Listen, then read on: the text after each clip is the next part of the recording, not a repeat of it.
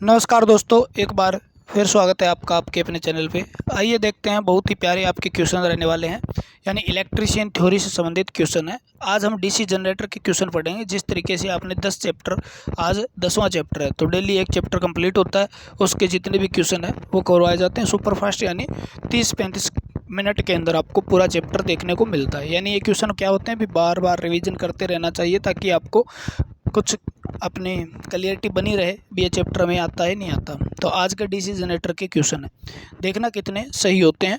और क्लास अगर बढ़िया लगे तो लाइक कमेंट ज़रूर करें ताकि हमें भी कुछ रिस्पांस अच्छा मिले, तो हम आगे क्लासें रेगुलर रखें। ठीक है, तो क्लास नोट्स अगर प्राप्त करना चाहते हैं तो इस नंबर पे आप मैसेज कर सकते हैं। ये नंबर है, इस नंबर पे। ठीक है, हैंड रिटन नोट्स आपके बहुत ही प्यारे प्यारे नोट्स बनाए गए हैं। हर चैप्टर के नोट्स आपको एक साथ में मिलेंगे, जो आपके एग्ज़ाम के समय बहुत ही रिवीजन करते समय काम आते हैं। आपको पता भी होगा, आपने एग्ज़ाम दिए हैं तो पेपर के समय जब रिवीजन करना होता है तो बुक से नहीं होता, नोट से होता है, तो वो आपके बहुत ही महत्वपूर्ण रहेंगे।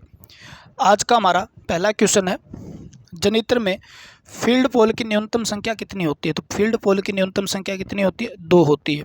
2 कम से कम कितने पोल होने चाहिए? 2।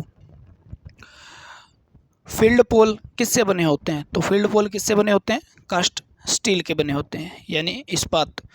आर्मेचर कोर लेमिनेटेड क्यों की जाती है? तो लेमिनेशन करने का कारण होता है, लेमिनेशन करेंगे तो एडी धारा जो है वो कम हो जाएगी, जिससे एडी करंट लॉस कम हो जाता है। आर्मेचर स्लॉट में क्यों काटे जाते हैं? आर्मेचर स्लॉट में क्यों काटे जाते हैं? तो आर्मेचर स्लॉट जो होते हैं, खांचे क्यों बनाए जाते हैं? तो सभी को पता है, आर्मेचर कोयल को स्थापित करने के लिए। तो आर्मेचर कोयल स्थापित करने के लिए खांचे काटे जाते हैं। वेव बाउंड जो है, 4 पोल वाले वेव बाउंड, पोल कितने ही है? अगर वेव बाउंड है तो उसके अंदर कितने समांतर पथ होते हैं? 2 होते हैं। कितने होते हैं? 2 होते हैं। अगर लेप वाइंडिंग कहता भी 4 पोल वाली लेप वाइंडिंग है, तो लेप वाइंडिंग में कितने होते हैं? जितने पोल उतने ही समांतर पथ होते हैं, यानी पैरेलल पाथ होते हैं। ठीक है, तो उसमें 4 हो जाते हैं, लेकिन वेव वाइंडिंग है तो 2 ही होते हैं। डीसी जनरेटर में करंट को बाहर ले जाने के लिए बाहरी परिपथ से भेजा जाता है। किसके द्वारा बाहरी परिपथ में भेजा जाता है? तो करंट को आर्मेचर द्वारा, ब्रश द्वारा, कम्यूटेटर द्वारा, फील्ड वाइंडिंग के द्वारा। तो आपको आंसर देना होगा ब्रश के द्वारा। ब्रश किसके बने होते हैं? कार्बन के बने होते हैं। कार्बन के बनाए जाने का कारण क्या है? इसका टेम्परेचर जो हाई है और इसका जो चूर्ण जो होता है ना, यानी ये घिसेगा तो इसका वो चूर्ण भी लुब्रिकेंट की तरह काम करता है, इसलिए क्या बनाए जाते हैं? ब्रश कार्बन के बनाए जाते हैं।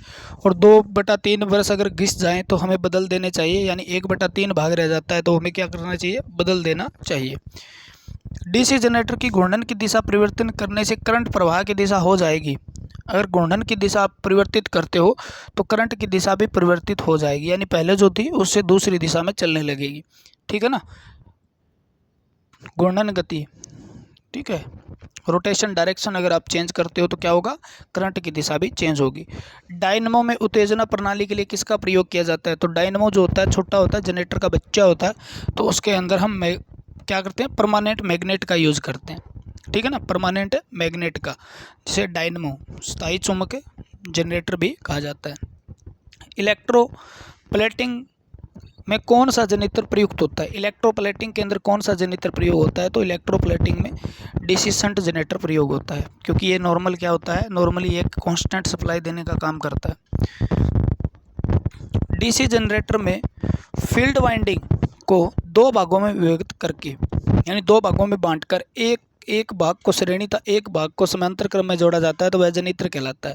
यानी अगर वाइंडिंग है, उसको फील्ड वाइंडिंग को हम 2 भागों में बांट दें और एक को हम पैरेलल में और एक को एक सीरीज में स्थापित कर दें आर्मेचर के साथ, तो ऐसे जनरेटर को हम कंपाउंड जनरेटर कहते हैं। क्या कहते हैं? कंपाउंड जनरेटर कहते हैं।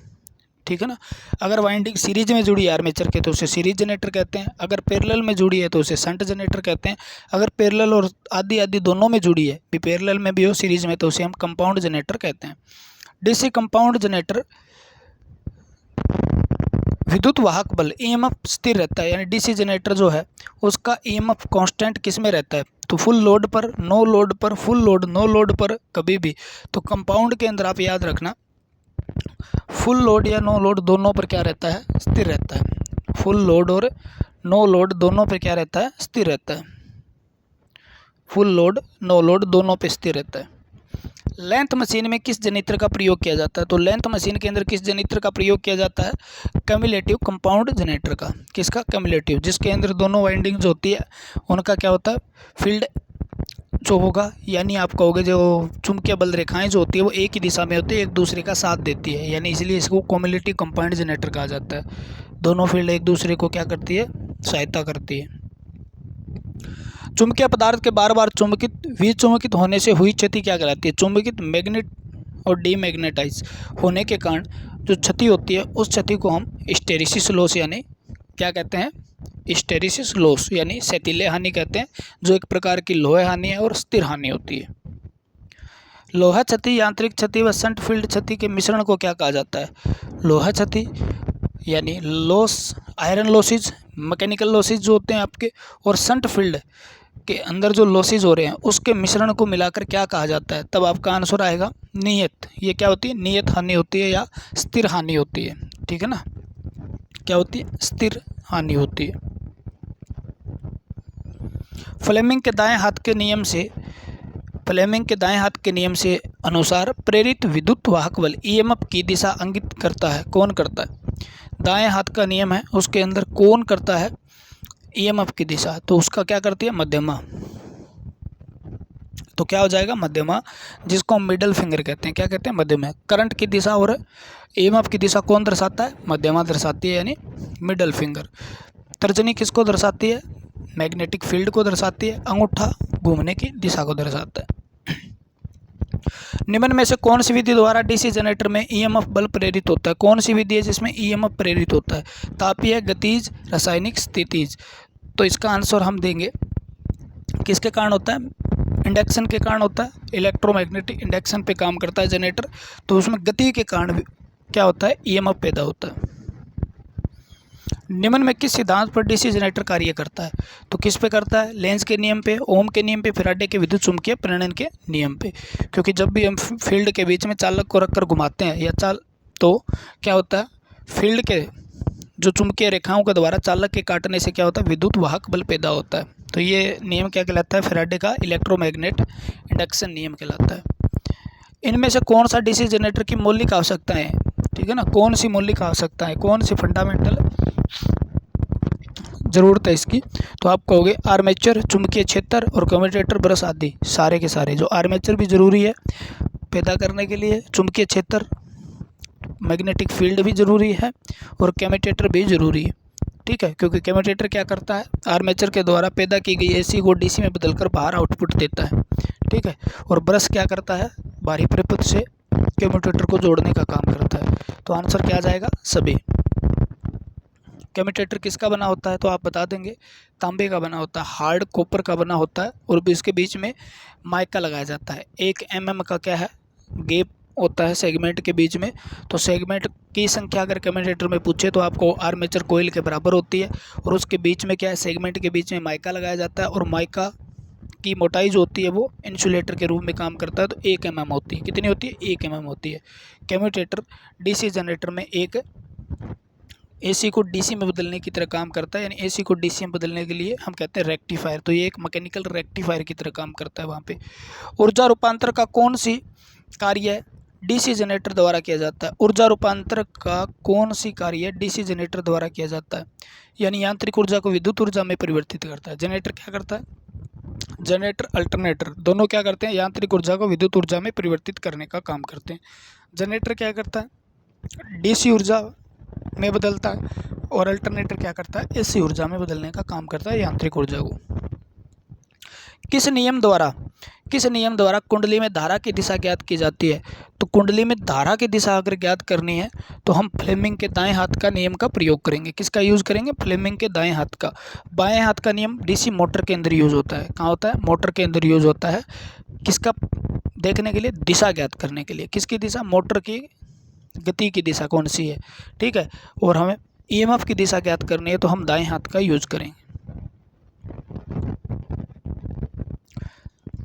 डलवा लोहे के प्रयोग से जनरेटर का योग बनाया जाता है क्योंकि यह मशीन को यांत्रिक सुरक्षा देता है, ये सस्ता होता है, ये चुंबकीय पथ पूर्ण करता है। उपरोक्त तीनों हो जाएगा। ठीक है ना। लोहे का बनाने का कारण, डलवा लोहा जो होता है उसको बनाने का कारण यही है भी एक तो यांत्रिक सुरक्षा देगा, मोटर के आंतरिक भागों को क्या करेगा, भारी क्षति से बचाने का काम करता है, और सस्ता भी होता है इस बात से, और यह चुंबकीय पथ पूर्ण करता है। ठीक है, सबसे इम्पोर्टेंट जो काम है इसका यही है भी चुंबकीय जो पथ है, ठीक है ना, मैग्नेटिक जो आपका पाथ है उसको पूर्ण करना, यानी चुंबकीय बल रेखाओं को रास्ता प्रदान करना। अगला क्वेश्चन है, सामान्यतः आर्मेचर प्रतिरोध का होता है, तो आर्मेचर प्रतिरोध जो होता है वो 1 ओम से कम ही माना जाता है, यानी 1 ओम का होता है। आर्मेचर प्रतिरोध क्या माना जाता है, निम्न प्रतिरोध के अंदर आता है, तो निम्न प्रतिरोध की श्रेणी में आता है। जो आर्मेचर की वाइंडिंग हो गई आपकी, या अल्टरनेटर इनकी मोटरों की, तो इनकी वाइंडिंग की प्रतिरोध 1 ओम से कम माना जाता है। कौन सा अचालक पदार्थ कम्यूटेटर सेगमेंट के मध्य होता है, तो कौन सा होता है, माइका यानी अभ्रक होता है, जिसकी मोटाई कितनी होती है, 1 mm होती है, और ये शॉर्ट सर्किट से बचाने का काम करता है, यानी सेगमेंट को शॉर्ट सर्किट से बचाने का काम करता है। डीसी जनरेटर कम्यूटेटर का कार्य क्या है, तो डीसी जनरेटर में कम्यूटेटर क्या करता है, जो अंदर से आर्मेचर द्वारा एसी पैदा हुई है उसको डीसी में बदलने का काम करता है। ठीक है, तो कम्यूटेटर क्या करता है, डीसी एक दिशीय धारा देने में, एक दिशीय यानी डीसी धारा देने में सहायता करता है। तो ये क्वेश्चन का आंसर यही हो जाएगा। अगर सीधा पूछ लेता तो एसी को डीसी में परिवर्तित करने का काम करता है, और जनरेटर के रूप में इसको क्या है, मैकेनिकल रेक्टिफायर कहते हैं।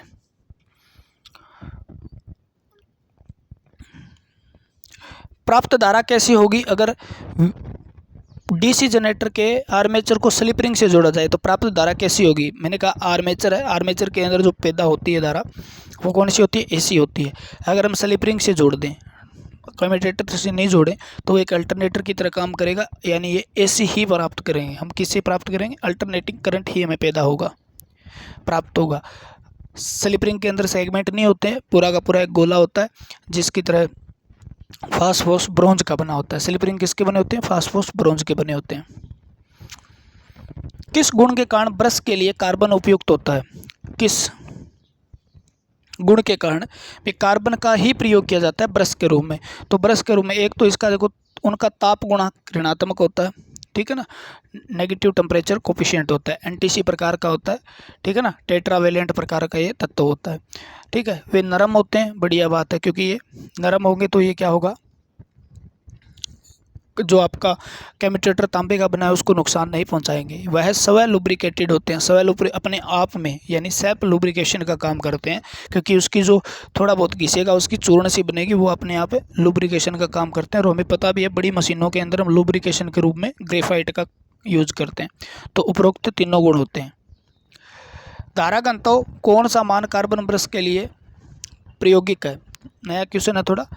धारा घनत्व का कौन सा मान कार्बन ब्रश के लिए प्रायोगिक है, यानी कौन सा उपयुक्त है, तो हम आंसर देंगे 5 एम्पियर स्क्वायर mm, यानी 5 एम्पियर घनत्व क्या होता है, ठीक है ना, एम्पियर पर मीटर स्क्वायर, तो 5 एम्पियर पर मीटर स्क्वायर के हिसाब से ये सूटेबल होता है।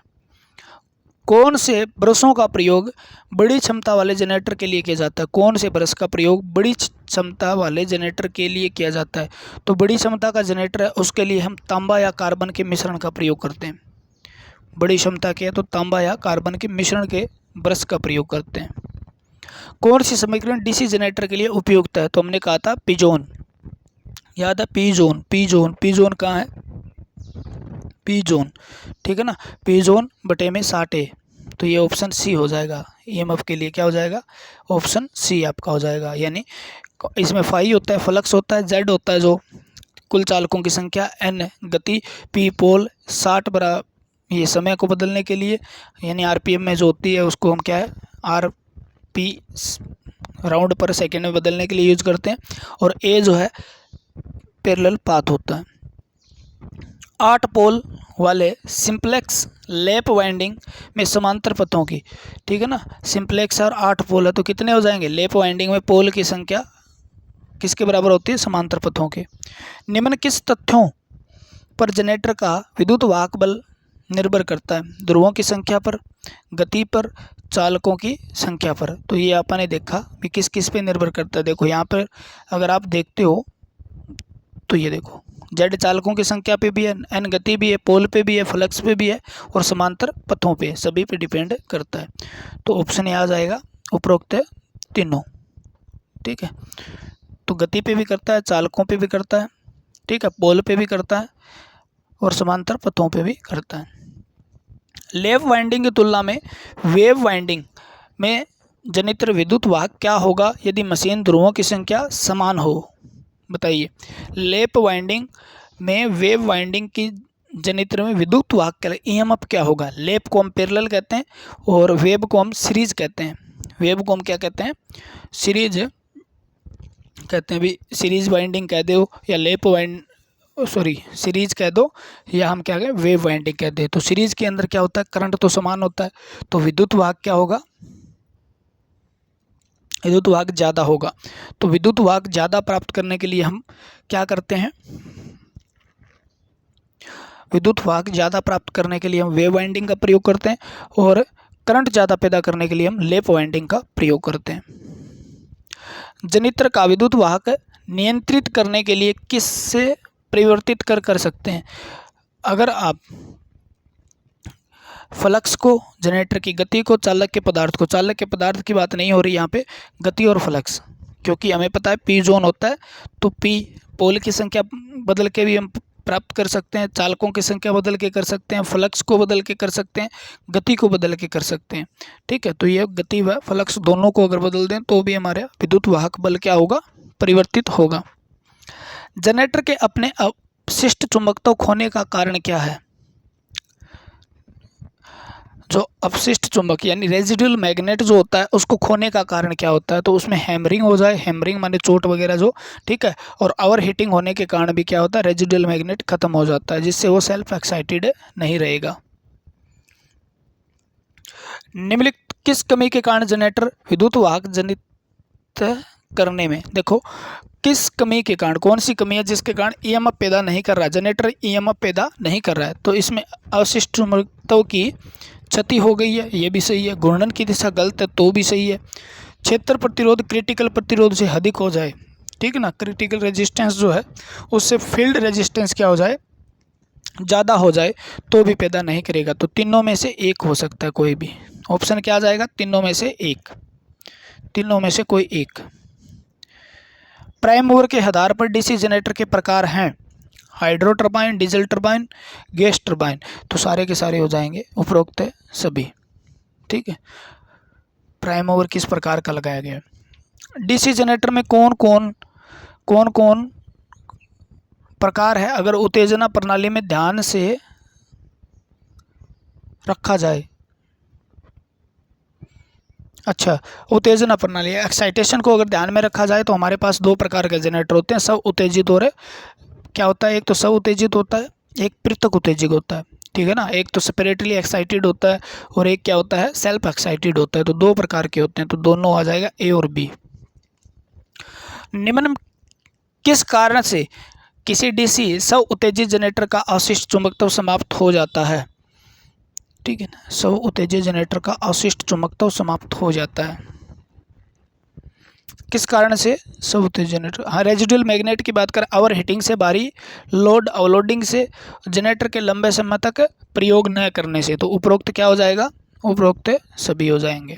ठीक है ना, यह जनरेटर बिना अवशिष्ट चुंबकत्व के भी वोल्टता जनित कर सकता है, यानी बिना अवशिष्ट चुंबकत्व तो कौन सा कर सकता है? वो होता है आपका पृथक उत्तेजक जनरेटर। पृथक उत्तेजक जनरेटर को बाहर से सप्लाई दी जाती है शंट जनरेटर के द्वारा या बैटरी के द्वारा एक्साइटेशन के लिए, इसलिए इसको पृथक उत्तेजक जनरेटर कहा जाता है। पृथक उत्तेजक जनरेटर का मतलब है सप्लाई पृथक, आर्मेचर से अलग से सप्लाई, यानी ये आर्मेचर से सप्लाई नहीं प्राप्त करता है, बाहर से सप्लाई प्राप्त करता है और बाहरी सोर्स से सप्लाई प्राप्त करता है। तो इसको मतलब अवशिष्ट चुंबकत्व की आवश्यकता नहीं होती, क्योंकि सप्लाई आर्मेचर से प्राप्त नहीं करेगा तो शुरू के अंदर ही इसके अंदर सप्लाई दे देते हैं आप, जिसके कारण फील्ड एक्साइट हो जाएगी और जिसके कारण ये आर्मेचर अपने आप विद्युत वाहक बल पैदा करना शुरू कर देगा। क्षेत्र वाइंडिंग किसके द्वारा उत्तेजित होगी यदि जनित्र पृथक उत्तेजित जनित्र हो? तो डीसी का बाह्य स्रोत, कोई भी प्रत्यक्ष डीसी बाह्य स्रोत से, ठीक है, या बैटरी हो सकती है या शंट जनरेटर हो सकता है, या हम रेक्टिफायर के द्वारा AC को DC में बदल के भी फील्ड वाइंडिंग को देते हैं।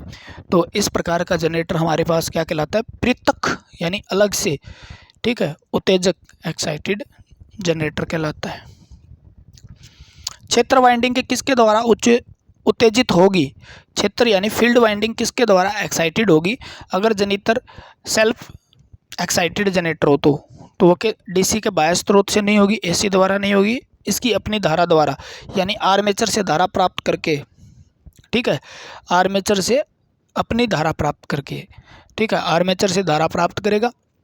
शुरू में थोड़ा सा क्या होता है, EMF पैदा होता है रेजिडुअल मैग्नेट के कारण, और उसके बाद आर्मेचर में जैसे EMF पैदा होता है तो वो EMF की सप्लाई कहाँ तक चली जाती है, यानी जो इलेक्ट्रोमोटिव फोर्स है यानी करंट जो जनरेट होगा इसके अंदर फील्ड वाइंडिंग में जाएगा, और उसके बाद जनरेटर क्या होगा, बिजली पैदा करता रहेगा।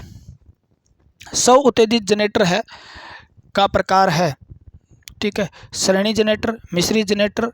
तो सेल्फ एक्साइटेड जो होते हैं वो 3 प्रकार के होते हैं वैसे देखें तो, सीरीज, शंट, कंपाउंड, ठीक है, और कंपाउंड आगे 2 प्रकार के होते हैं, long shunt, short shunt. Long shunt, short shunt आगे 2 प्रकार के होते हैं, cumulative short shunt, differential short shunt, और कम्युलेटिव लॉन्ग शंट और डिफरेंशियल शॉर्ट शंट, ठीक है। तो आगे आगे अलग अलग प्रकार के होते हैं। तो मुख्य रूप से कितने प्रकार के होते हैं, 3 प्रकार के होते हैं, शंट जनरेटर, श्रेणी जनरेटर, कंपाउंड जनरेटर, उपरोक्त सभी आ जाएगा।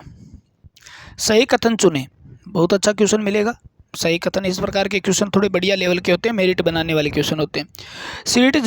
सीरीज जनरेटर में आर्मेचर, फील्ड वाइंडिंग तथा लोड तीनों श्रेणी क्रम में संयोजित होते हैं। सीरीज जनरेटर में बहुत बढ़िया बात कही है इसने। सीरीज जनरेटर होता है, उसका आर्मेचर के सीरीज में आपका क्या लगा होता है, फील्ड वाइंडिंग लगी होती है, यानी फील्ड वाइंडिंग आगे किससे जुड़ी है, फिर आगे फील्ड वाइंडिंग आगे लोड के साथ, यानी तीनों एक श्रेणी क्रम में होते हैं। और आपने अच्छे से नहीं पढ़ा है तो देख लेना। सीरीज जनरेटर की फील्ड वाइंडिंग मोटे तार व कम लपेटे की, मोटे तार की क्यों बनाई जाती है सीरीज वाइंडिंग, क्योंकि इसमें प्रतिरोध कम करना होता है, क्योंकि ये लोड के किस में है, सीरीज में। तो करंट सारा का सारा जितना भी लोड के पास जाएगा वो किससे, फील्ड से होकर गुजरेगा। तो इसलिए मोटे तार की कम टर्न की बनाई जाती है ताकि कम से कम प्रतिरोध पैदा करे।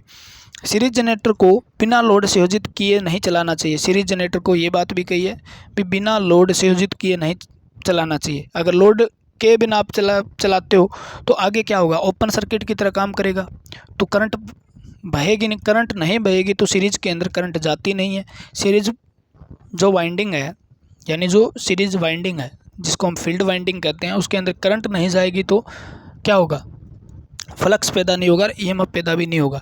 तो इसलिए लोड के साथ चलाना चाहिए, और शंट जनरेटर को बिना लोड चलाना चाहिए। सीरीज को लोड के साथ चलाना चाहिए और शंट को बिना लोड चलाना चाहिए। क्वेश्चन पढ़ लेना, थ्योरी नहीं पढ़ी है तो ये मैं बताऊंगा आपको कुछ समझ में नहीं आएगा, सीधी स्पष्ट बात है, ठीक है ना। ये क्वेश्चन आपके समझ में ही नहीं आएंगे, रियलिटी है ये। उसका कारण है, कारण ये भी आपको यही पता नहीं है। पहले बात तो डायग्राम पता नहीं है, अभी सीरीज क्या होता है, शंट क्या होता है, कंपाउंड क्या होता है। थ्योरी नहीं पढ़ी तो आप जोर मार लेना, चाहे मैं कहता हूँ आप जोर मार लेना, कितने रट्टे मार लेना, क्वेश्चन 50% फिर भी डाउट में रहेगा। अगर आपने थ्योरी ढंग से पढ़ी है तो ये बिल्कुल बेसिक क्वेश्चन है। जिसने थ्योरी पढ़ी है, DC जनरेटर पढ़ा है, DC मोटर पढ़ी है, तो उसके लिए ये बिल्कुल हलवा क्वेश्चन है। और जिसने थ्योरी नहीं पढ़ी उसके लिए इतने बड़े हैं, अभी हिमालय पर्वत ही मान लो इसको, जिसको पार करना मुश्किल हो जाएगा। तो पढ़िए और अच्छा पढ़िए, ठीक है। कहीं से भी थ्योरी कंप्लीट करते हो कोई फ़र्क नहीं पड़ता, ठीक है, लेकिन आपको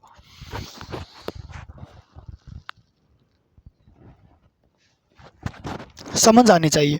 मेन बात ये समझ आनी चाहिए, और मेहनत करना आपका काम है। मेहनत नहीं करोगे सिलेक्शन नहीं होगा भाई। किसी का कुछ नहीं जाने वाला, सिर्फ आपके सिवा, आपके घर वालों के सिवा किसी का कुछ नहीं जाएगा, ठीक है। आप अगर जॉब लग जाते हो और आपको सफलता मिलती है मान लो, तो आपके साथ साथ आपका पूरा परिवार उठता है भाई, ठीक है ना। आपका पूरा परिवार उठता है और एक स्टेज आगे निकल जाते हो आप, ठीक है ना।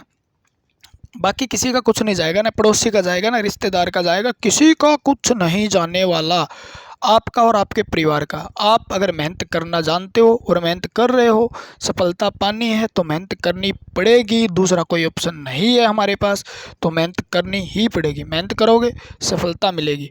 सफलता के साथ साथ आपके घर में कितनी खुशियाँ है, किसकी शादी हो चुकी है, देखो आज जिस हालात से वो गुजर रहा है वो हालात सीधा सीधा मतलब बहुत ज़बरदस्त हो जाएगा उसका, ठीक है। क्योंकि एक घर चलाने के लिए कितने खर्चे होते हैं सबको पता है, और खर्चा जब महीने के महीने सैलरी आ जाती है तो टेंशन नहीं रहती, ठीक है। बंदा एक टेंशन से निजात पा जाता है, उसका बच्चों की पढ़ाई का खर्चा, ठीक है, किताबें वगैरह अच्छे स्कूल में पढ़ रहे हैं तो उसका, हरी बीमारी जो भी मतलब होती है, सब चीज़ से मतलब क्या होता है, एक संतुष्टि हो जाती है, शांति हो जाती है, और घर में क्लेश कम हो जाता है भाई, ठीक है। लड़ाई झगड़े कम हो जाते हैं, क्योंकि जिस घर में जिसके पास पैसा है उससे तो और प्रकार की लड़ाई है, ठीक है। जहाँ पर ज़्यादा पैसा है वहाँ टाइम की लड़ाई है, और जहाँ पैसा नहीं है वहाँ पैसे की लड़ाई है, टाइम तो फ्री है, ठीक है ना। तो बहुत चीज़ों से अलग निकल जाता है बंदा, ठीक है। एक मतलब स्टैंडर्ड बन जाता है बंदे का, एक स्टैंड हो जाता है बंदे का, तो अपनी अपनी एक मतलब सेल्फ डिपेंडेंट हो जाता है, और एक अच्छी खासी सैलरी मिलती है। जैसे रिस्क अनाउंस वगैरह भी अभी लागू कर दिया गया है, तो लगभग आपकी सैलरी बनेगी 50,000 के करीब, ठीक है ना। कैश एंड आपको 42-43 हज़ार रुपये कैश एंड बनेंगे, एनपीएस वगैरह कट के, तो ये बहुत बड़ी सैलरी है, ठीक है ना। लगते ही पहले महीने से आने शुरू हो जाएंगे, यानी अगर हम बात करें तो 20 दिन नौकरी करते हो आप, ठीक है ना, यानी 2,500 रुपये डेली की दिहाड़ी है भाई, ठीक है ना। सीधी बात करें तो भाई नौकरी तो नौकरी है, ठीक है। तो सीधी बात कर लो भाई, दिहाड़ी है, नौकरी नौकरी है, ठीक है। नौकर की तरह ही होती है, ठीक है। नौकरी जो भी है, चाहे अफसर ले लो कितना भी बड़ा, वो भी किसी न किसी नौकर है, उससे भी बड़ा अफसर होगा, और बड़े से बड़ा अफसर है वो सरकार का नौकर है, ठीक है, जनता का नौकर है, तो है नौकरी। ये ऐसा मतलब सोचना भी हाँ मैं बन गया तो मैं ये कर दूंगा वो कर दूंगा, लेकिन आपकी जो इनकम है ना, पर डे की इनकम, वो बहुत हाई हो जाएगी, ठीक है। तो इस चीज़ से निजात पाना चाहते हो, और आप चाहते हो भी हमें जॉब लगना है, हमें समृद्धि प्राप्त करनी है, हमें मतलब अपना स्टैंडर्ड पर्सनैलिटी सुधारनी है, बहुत सी चीज़ें, मतलब आप सोच नहीं सकते क्या क्या सुधार आएगा, आपकी इज्जत कितनी बढ़ जाएगी, ठीक है ना। जब भी आप किसी ब्याह शादी में जाते हो तो आपको इग्नोर किया जाता है, वहाँ पर आपकी इज्जत होगी, बोलो यार ये है ना, ठीक है। सब औरतें बात करती है एक बार, ये है ना सरकारी नौकरी लग गया छोरा, बिजली बोर्ड में लग रहे, ठीक है। तो पता ही है आपको, मतलब हर जगह आपकी बात को अहमियत दी जाएगी। आप जो बात पहले कहते थे वो सुनी नहीं जाती थी, ठीक है, तो आपको दुख होता था। अब आप जो भी बात कहोगे, जो भी ज्ञान बांटोगे, वो आपका सुना जाएगा, मतलब एक हैसियत के साथ सब कुछ बदल जाता है। तो अपनी लाइफ को बेहतर बनाने के लिए हमें बेहतरीन तैयारी करनी पड़ेगी, और बेहतरीन तैयारी के साथ बेहतरीन सिलेक्शन लेना होगा, तभी आपको ये सब पॉसिबल हो पाएगा, ठीक है। तो इतना ही था, आगे स्टार्ट करते हैं। अगला क्वेश्चन आपका होगा, सत्य कथन चुने, ठीक है। सीरीज जनरेटर को बिना लोड किए नहीं चलाना चाहिए, बात इसकी सही है, नहीं चलाना चाहिए। सीरीज जनरेटर लोड बनाने से जनरेटर का टर्मिनल वोल्टेज घटता है। सीरीज जनरेटर में जब लोड बढ़ाओगे टर्मिनल वोल्टेज घटेगा, ये बात हुई है। और सीरीज जनरेटर का प्रतिरोध जो होता है निम्न स्तरीय होता है, ये बात भी सही है। तो आपका आंसर आ जाएगा 44 का डी, सभी बातें सत्य है। निम्नलिखित किसके लिए श्रेणी जनरेटर का प्रयोग किया जाता है? तो नॉर्मली साधारणतः हम सीरीज जनरेटर का बूस्टर के रूप में, संचरण लाइन के अंदर हम क्या करते हैं, बूस्टर, यानी वोल्टेज जो ड्रॉप हुई है उसको बढ़ाने के लिए, पूरी करने के लिए प्रयोग करते हैं बूस्टर के रूप में। बैटरी चार्जिंग, घरेलू प्रयोग, लाइटिंग लोड के लिए हम शंट जनरेटर का प्रयोग करते हैं। फील्ड वाइंडिंग आर्मेचर के समांतर क्रम में संयोजित की जाती है। फील्ड वाइंडिंग आर्मेचर के समांतर क्रम में संयोजित की जाती है, ये बात सही है, ठीक है। लेकिन आगे क्या कहा है, शंट जनरेटर की फील्ड वाइंडिंग पतले तार की बनी होती है। हाँ, पतले तार की बनी होती है ज़्यादा लोड के लिए। शंट जनरेटर को लोड में संयोजित करके चालू नहीं किया जाता, ठीक है ना, लोड में संयोजित करके चालू नहीं किया जाता, और बिना लोड सीरीज को चालू नहीं किया जाता, ठीक है। तो उपरोक्त सभी आ जाएंगे। निम्नलिखित किस सूत्र के द्वारा डीसी शंट जनरेटर की आर्मेचर धारा ज्ञात होती है? कौन सा सूत्र होता है? तो आर्मेचर धारा जो होती है वो क्या होती है, आपको पता है, पैरेलल में दोनों का जोड़ होता है, ठीक है। तो क्वेश्चन का आंसर आ जाएगा भी लाइन धारा प्लस में शंट धारा। लाइन धारा शंट धारा किसके बराबर होती है? आर्मेचर धारा के। भाई आर्मेचर से जितनी करंट निकली है वो दो रास्तों में बंट गई है, एक तो आपकी फील्ड के अंदर जा रही है, एक लोड में जा रही है। तो लोड की करंट और आपकी फील्ड की करंट दोनों को हम जोड़ दें, ठीक है, तो आर्मेचर धारा ज्ञात कर सकते हैं हम। तो ये आंसर आएगा, है ना, क्या आएगा, ये आंसर आएगा।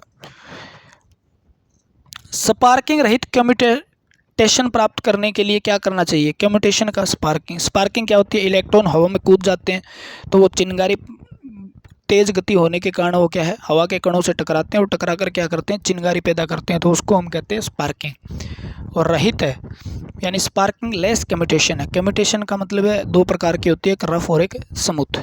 ठीक है। कार्बन ब्रश का प्रयोग करते हैं, इंटरपोल का प्रयोग करते हैं। ठीक है। कंपनसेटिंग वाइंडिंग का प्रयोग करते हैं। उपरोक्त तीनों विधियां प्रयोग की जानी चाहिए। तीनों विधियों का प्रयोग करके हम क्या करते हैं, उच्च प्रतिरोध का कार्बन ब्रश प्रयोग करके हम कम्यूटेशन को दूर कर सकते हैं। इंटरपोल का प्रयोग करके पोल के बीच में छोटे छोटे पोल स्थापित करके। ठीक है। और इंटरपोल की संख्या आपको पता होनी चाहिए भी पोल के बराबर ही होती है, जितने पोल उतने इंटरपोल होते हैं।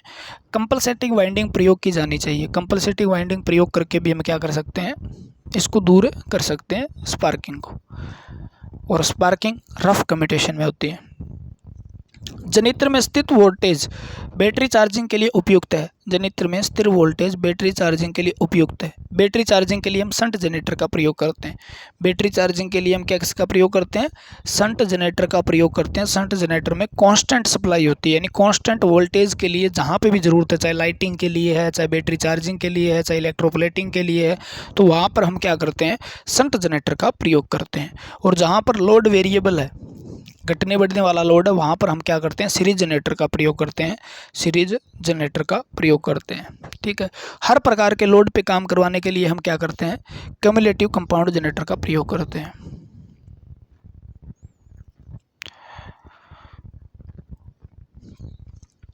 कैसे पुनः प्राप्त करेंगे यदि किसी डीसी शंट जनरेटर का अवशिष्ट चुंबकत्व खो जाता है? अगर किसी का रेजिडुअल मैग्नेट है वो खत्म हो जाता है जनरेटर का, तो हम कैसे प्राप्त करते हैं भाई?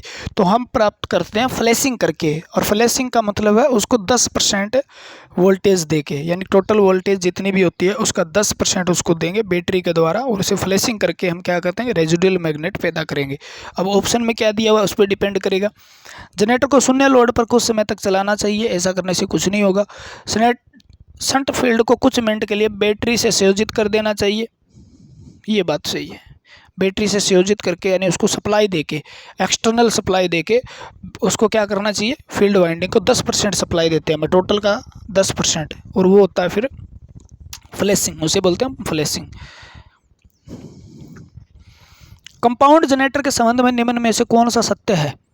कंपाउंड जनरेटर के संबंध में निम्न में से कौन सा सत्य है? बात तो सही है। आर्मेचर के श्रेणी क्रम में जोड़ा जाता है। सीरीज वाइंडिंग तार और कम लपेटे का बनाया जाता है। सीरीज वाइंडिंग तार, मोटे तार और कम लपेटे का बनाया जाता है कंपाउंड जनरेटर। अच्छा, इस जनरेटर में फील्ड वाइंडिंग दो भागों में होती है, ये बात सही है। एक को सीरीज में और एक को हम पैरेलल में जोड़ते हैं। आर्मेचर के समांतर क्रम में जोड़ा गया शंट फील्ड वाइंडिंग पतले तार का होता है, अधिक लपेटे का, ये बात भी सही है। तो उपरोक्त क्या हो जाएगा, सभी आ जाएगा। उपरोक्त सभी आ जाएगा। सही कथन अंकित करें। डिफरेंशियल कंपाउंड जनरेटर एक शंट फील्ड के फ्लक्स एक दूसरे के विपरीत कार्य करते हैं, परिणामी फ्लक्स दोनों का अंतर होता है। अच्छा, ओवर कंपाउंड जनरेटर, ठीक है। और compound generator, level compound generator, under compound generator, 3 प्रकार के होते हैं। अच्छा, ठीक है। डिफरेंशियल कंपाउंड जनरेटर एक क्यूमुलेटिव कंपाउंड जनरेटर के 2 प्रकार हैं। डिफरेंशियल कंपाउंड जनरेटर एवं क्यूमुलेटिव कंपाउंड जनरेटर के 2 प्रकार हैं। सही है, उपरोक्त सभी आएगा भाई। थ्योरी पढ़ी है तो बिल्कुल आसान लगेंगे यार, नहीं पढ़ी है तो फिर ये इतने मुश्किल लगेंगे, समझ में नहीं आएगा क्या है कंपाउंड क्या है। निम्नलिखित में से कौन सी क्षति डीसी जनरेटर में होती है?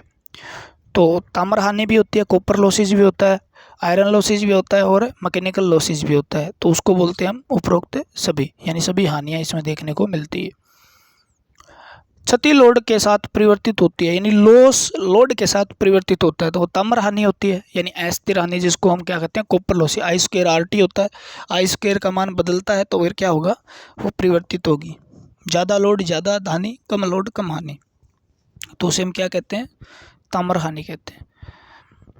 सही उत्तर चुने। यांत्रिक दक्षता जो होती है, उत्पन्न विद्युत शक्ति इनपुट यांत्रिक शक्ति गुणा 100।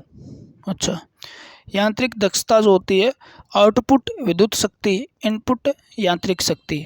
अच्छा, यांत्रिक दक्षता जो होती है आउटपुट विद्युत शक्ति उत्पन्न यांत्रिक शक्ति। तो इसका आंसर का हमें मिलेगा भी जो उत्पन्न वैद्युतिक होती है भी जनरेटिंग इलेक्ट्रिकल पावर जो होती है वो किसका अनुपात होता है, इनपुट मैकेनिकल पावर का, तो उसे बोलते हैं मैकेनिकल एफिशिएंसी। ये ऑप्शन सही है इसका।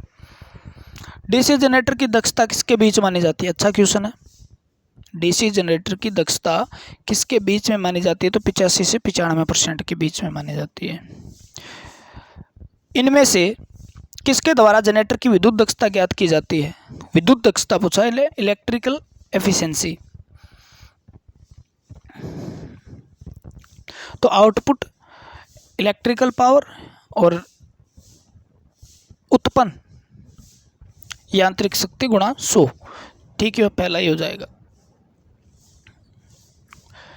कितनी मतलब इलेक्ट्रिकल आउटपुट दे रहा है और कितनी उसके अंदर मैकेनिकल पावर जो है उत्पन्न की गई है, और गुणा 100 लगाएंगे परसेंटेज में आ जाएगी।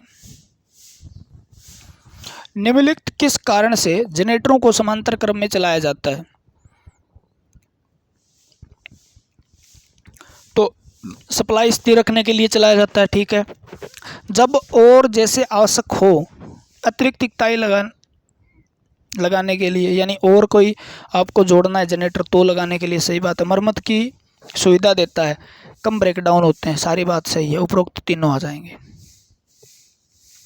किस प्रकार दो जनरेटर समांतर क्रम में चलाया जा सकता है, किस प्रकार दो जनरेटर समांतर क्रम में चलाया जा सकता है, दोनों जनरेटर की वोल्टेज समान होनी चाहिए, हाँ सही बात है। धन से धन जुड़ा होना चाहिए, ऋण से ऋण, यानी पोलरिटी समान होनी चाहिए, जनरेटरों की क्षमता समान होनी चाहिए, उपरोक्त सभी। क्या होगा जब समांतर में चल रहे दो जनरेटरों में से एक जनरेटर हटा दिया जाए, दूसरा जनरेटर बंद हो जाएगा, दूसरे जनरेटर की उत्तेजना धीरे धीरे कम होगी, पहले की उत्तेजना धीरे धीरे कम होगी, दूसरे की धीरे धीरे बढ़ती है, दोनों जनरेटरों की उत्तेजना साथ साथ बढ़ती है। तो क्वेश्चन को दोबारा पढ़ो। क्या होगा जब समांतर में चल रहे दो जनरेटरों में एक को हटा दिया जाता है, अगर एक को हटा दिया जाए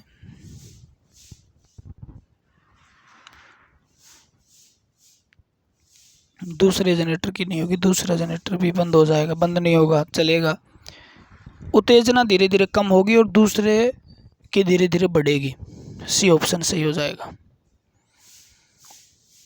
डायनेमो का सिद्धांत है, डायनेमो किस सिद्धांत पे काम करता है, Faraday law of electromagnetic induction, Ampere law, Ohm law. तो ये किस पे काम करता है, जनरेटर सारे के सारे किस पे काम करते हैं, फैराडे के विद्युत चुंबकीय प्रेरण के नियम पे काम करते हैं। फ्लेमिंग का वाम हस्त यानी बायां हाथ नियम किसके लिए प्रयोजन होता है, बायां हाथ मोटर के लिए प्रयोग होता है, दायां हाथ जनरेटर के लिए प्रयोग होता है।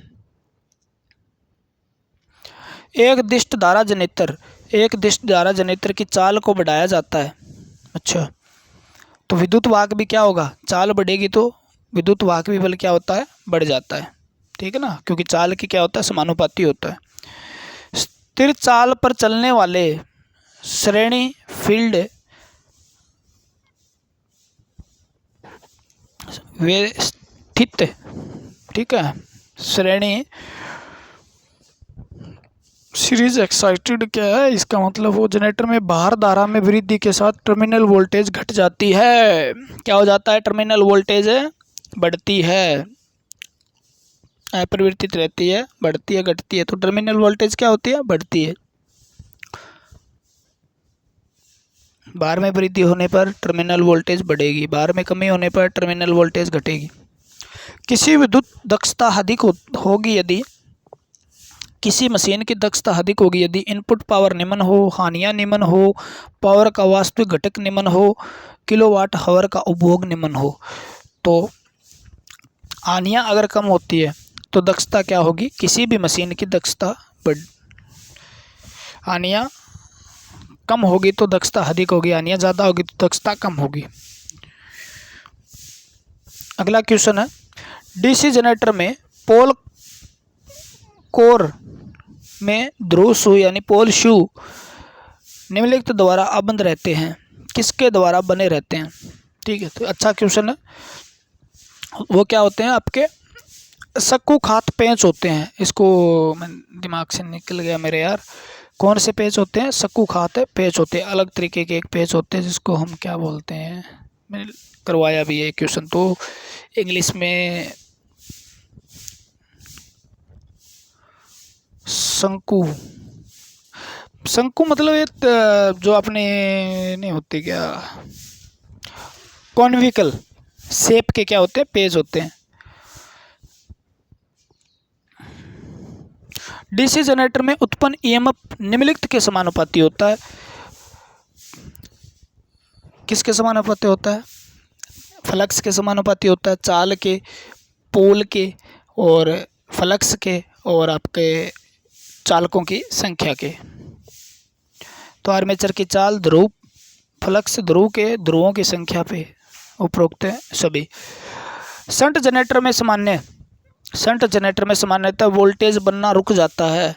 गति सीमित होने पर, आयरन की तृप्ति सैचुरेट होने पर, आर्मेचर गर्म होने पर, अवरोधक प्रतिबंध होने पर, तो वोल्टेज बनना रुक जाता है। ठीक है ना, वोल्टेज बनना रुक जाने का मतलब भी एक लिमिट होती है, उससे ज़्यादा वोल्टेज नहीं बनाया जा सकता, क्योंकि जो कोर प्रयोग करते हैं हम लोहे या इस्पात की, उसका एक पॉइंट होता है सैचुरेशन पॉइंट, उस तक फील्ड फ्लक्स पैदा कर सकता है, उससे गुजार सकता है, उससे ज़्यादा नहीं कर सकता। तो उस पॉइंट के आगे क्या हो जाता है, वोल्टेज बनना बंद हो जाता है। यानी एक लिमिट तक वोल्टेज बनेगा, उसके बाद बंद हो जाएगा। बंद का मतलब जीरो नहीं होगा, एक लिमिट होगी। मान लो किसी जनरेटर की वोल्टेज की लिमिट 500 है, 500 पे सैचुरेशन प्राप्त किया तो 500 से 510 नहीं बनेगा, 500 ही रहेगा। ठीक है ना, भी आप स्पीड बढ़ाओगे तो कुछ नहीं हो पाएगा उसमें, सैचुरेशन होने पर, आयरन के सैचुरेशन होने पर। अगला क्वेश्चन है, यंत्र हिस्टैरिसीस और एडी धारा के दोषों से मुक्त रहता है, कौन सा यंत्र है। अच्छा, मेजरिंग इंस्ट्रूमेंट का क्वेश्चन आ गया भैया। ठीक है, मूविंग आयरन, मूविंग कोयल यानी स्थायी चुंबक प्रकार का, स्थिर विद्युत। ठीक है ना, डीसी पे जो प्रयोग किया जाता है तो वो क्या रहता है, शून्य रहता है, उसमें हिस्टैरिसीस और एडी धारा नहीं होती, क्योंकि फ्रीक्वेंसी पे डिपेंड करते हैं दोनों के दोनों, और फ्रीक्वेंसी क्या होगी, जीरो होगी, तो यहाँ पे धारा, एडी धारा और हिस्टैरिसीस लॉस क्या हो जाएंगे, शून्य हो जाएंगे। डीसी मोटर में अगर हम कोर के रूप में, कोई ट्रांसफार्मर है मान लो, उसमें कोर के रूप में अगर वायु यानी एयर कोर का प्रयोग करते हैं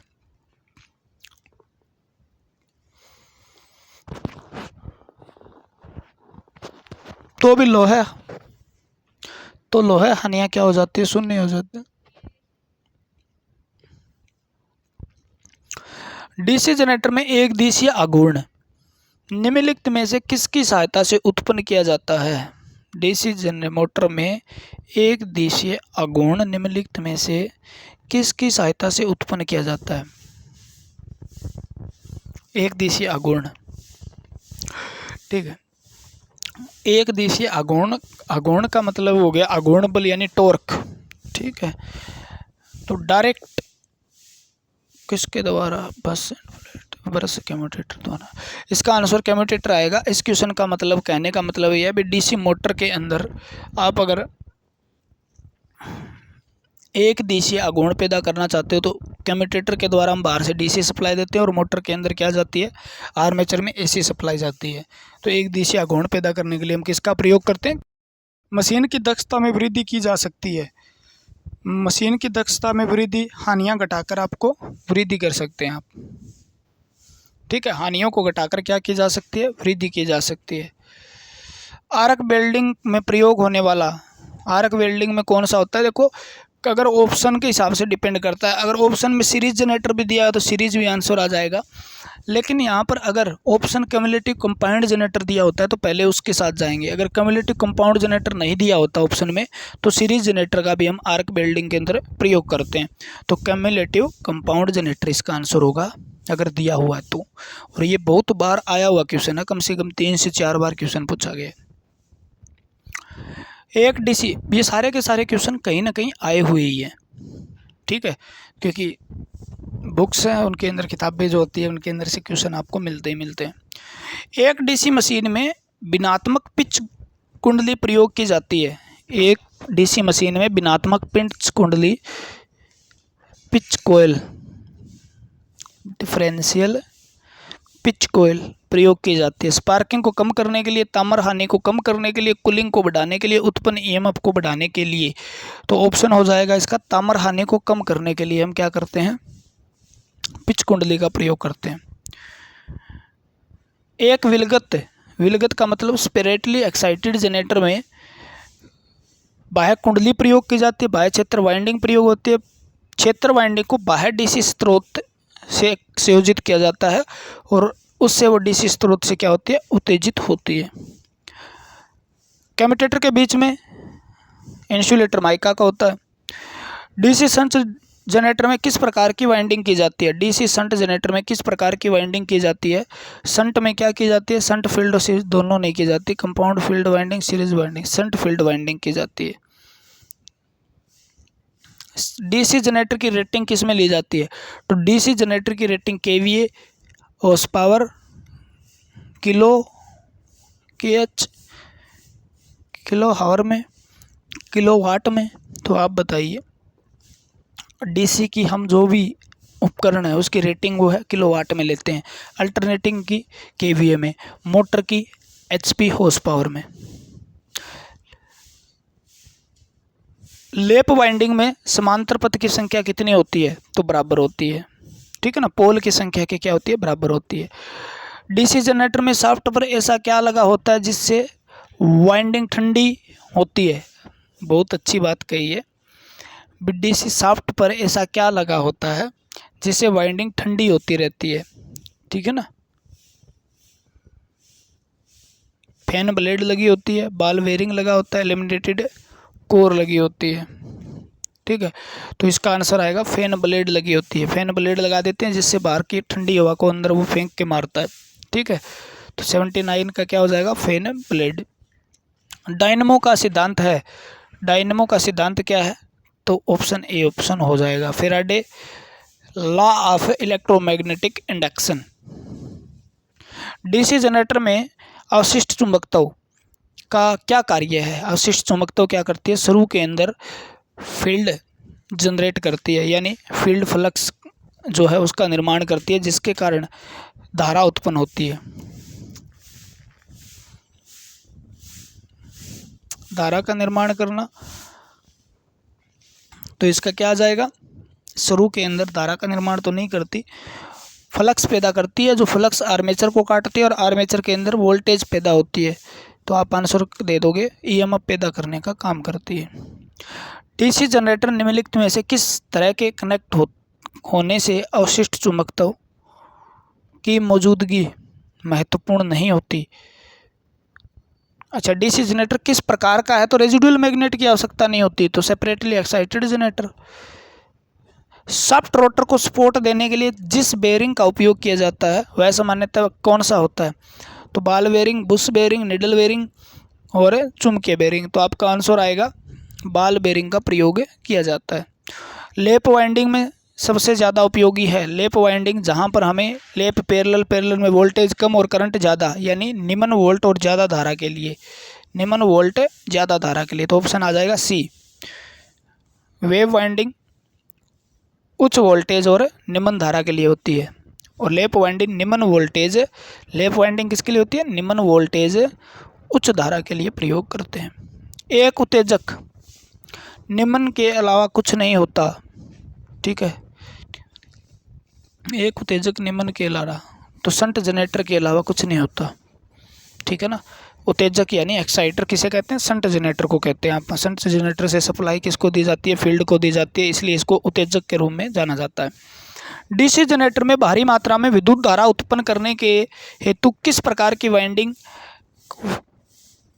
भारी मात्रा में विद्युत धारा ज़्यादा चाहिए तो हम क्या करेंगे, वेव वाइंडिंग का प्रयोग करेंगे। किसका प्रयोग करेंगे, वेव वाइंडिंग का प्रयोग करेंगे, ठीक है ना। तो किसका प्रयोग करेंगे, लेप में निम्न वोल्टेज उच्च धारा, लेप में निम्न वोल्टेज उच्च धारा, हाँ उच्च धारा के लिए हम लेप वाइंडिंग का प्रयोग करेंगे। बेल्डिंग जनरेटर में सामान्यता होता है, बेल्डिंग जनरेटर में सामान्यता होता है। तो बेल्डिंग जनरेटर के लिए हम किसका प्रयोग करते हैं, किसका प्रयोग करते हैं? तो लेप वाइंडिंग का। किसका प्रयोग करते हैं? लेप वाइंडिंग का। क्योंकि बेल्डिंग के अंदर क्या चाहिए? ज़्यादा करंट चाहिए, क्योंकि करंट से हमें पिघलाना होता है ना उसको, ठीक है, जो बेल्डिंग मटेरियल है उसको, तो हम उसका प्रयोग करते हैं। ठीक है, एक क्वेश्चन आपको, देखो कुछ नहीं है, गुणा करना है। एक क्वेश्चन आपको दे दिया जाएगा, F बराबर क्या होता है? 100, F बराबर आपका PN बटे में क्या हो जाएगा? 120 हो जाएगा। तो P कितना है? 4, N कितना है? 1500 और बटे में 120, भाग दोगे कट जाएगा, 4 तिये 12, 3 पंजे 15, यानी 50 हेड्स आंसर मिलेगा आपको। 89 नंबर क्वेश्चन है, लास्ट क्वेश्चन है, इसका आंसर आप दीजिए। ठीक है, कमेंट के अंदर 89 का आंसर आप दे दीजिएगा, 2 भी दिया हुआ है, पढ़ लीजिएगा। ठीक है, तो 89 क्या है, इस क्वेश्चन का आंसर दीजिएगा। आज के लिए इतना ही, आपके सारे क्वेश्चन हो चुके हैं जितने भी दिए हुए हैं, करते रहेंगे। बाकी एग्ज़ाम तक अपन कौन से पहले थोड़ी ना, कभी निमी कभी कोई हर बुक के लिए। ठीक है, अगर क्लास नोट्स चाहते हो और आप बढ़िया तरीके से पढ़ना चाहते हो तो इलेक्ट्रीशियन थ्योरी के आपको नोट्स मिलेंगे, जिसके अंदर आपको ये मिलेगा 98 126 इस नंबर पे आप मैसेज कर सकते हो और पा सकते हो। ठीक है, तैयारी करते रहिए, रेगुलर रहिए। जिसकी कंटिन्यूटी है उसकी तैयारी अभी भी बढ़िया है, और जो ग्रुप डी के चक्कर में भटक गए थे उनके वहाँ पे नंबर कम आए और यहाँ पे भी नंबर कम आने की संभावना है, क्योंकि वो भटक गए थे, महीने 2 महीने से इधर ध्यान ही नहीं दे रहे थे। अब कम से कम ध्यान दे लो भैया, पढ़ लो पढ़ लो पढ़ लो पढ़ लो, फायदे में रहोगे फायदे में रहोगे फायदे में रहोगे। ठीक है ना, बाकी आपकी मर्जी है, जैसा भी आप चाहते हो। आपको लगता है भी ये क्वेश्चन अच्छे नहीं हैं, हमें आवश्यकता ही नहीं है ऐसे क्वेश्चनों की, तो आप, कोई ज़रूरी नहीं है। ठीक है ना, कोई ज़रूरी नहीं है, लेकिन आप पढ़ोगे तो आपका फ़ायदा ज़रूर होगा। ठीक है, नुकसान 1% भी नहीं है, फ़ायदा 100% है। ठीक है, बाकी अगर आपको जहाँ पे 10 क्वेश्चन मिलते हैं, ठीक है, बातें ज़्यादा करनी होती है और आपको एंटरटेनमेंट चाहिए होता है, ठीक है ना, तो एक याद रखना, एक सीरीज़ आई है SSC करके, ठीक है ना, सीरीज़ आई है एक SSC करके, एक बार ज़रूर देख लेना। वहाँ पर आपको पता चल जाएगा भी दिखावा क्या होता है और पढ़ाई क्या होती है। ठीक है ना, वहाँ पता चल जाएगा आपको, वो स्पेशल आपके लिए और टीचर और एक स्टूडेंट के लिए बनाई गई है। ठीक है, और बहुत ज़बरदस्त स्टोरी है उसकी, और रियलिटी है ये, उसमें मैंने देखा है, क्योंकि हम जानते हैं इस बात को, मुखर्जी नगर में हम भी रहे हैं। ठीक है, तो आराम से आपको पता चल जाएगा भी क्या होता है, रियलिटी क्या होती है। ठीक है, और आप रियल में दिखाओ की ओर भागते हो तो फिर आप भी उसी तरीके से जा रहे हो। ठीक है, कोई टीचर मेहनत कर रहा है और उसके पढ़ाने का तरीका बढ़िया है, और उसको पसंद किया करो, कमेंट किया करो, लाइक किया करो वीडियो को यार। ठीक है, भीड़ की तरफ मत भागो। अगर आपको समझ में नहीं आ रहा और भीड़ वहाँ ज़्यादा है, आप सोचते हो भी यहीं हमें कुछ मिल जाएगा, तो आप वहाँ से खिसक लो। जहाँ आपको समझ में आता है वहाँ से पढ़ो, चाहे वो उसके व्यू कम आए ज़्यादा आए, कोई मैटर नहीं करता, क्योंकि वो आपको समझा पा रहा है, तो इसका मतलब आपके लिए वही एक टीचर है। ठीक है, चाहे करोड़ों व्यू आए और आपको नहीं समझा पा रहा है, तो इसका मतलब आपका कोई फ़ायदा नहीं है उसका। ठीक है, तो जिस चीज़ से आपको एलर्जी होती है, तो भाई चाहे करोड़ों की हो, उसको आप पहन थोड़ी सकते हो। ठीक है, तो ये चीज़ें हैं भाई, बाकी आपकी मर्ज़ी है, कमेंट ज़रूर करना भाई। ठीक है, वीडियो अच्छी लगी तो आज के लिए फिर इतना ही। जय हिंद जय भारत, मिलते हैं अगली वीडियो के साथ। भगवान आपका भला करे, जल्द से जल्द आपको एक प्यारा सा सिलेक्शन दे। जय हिंद।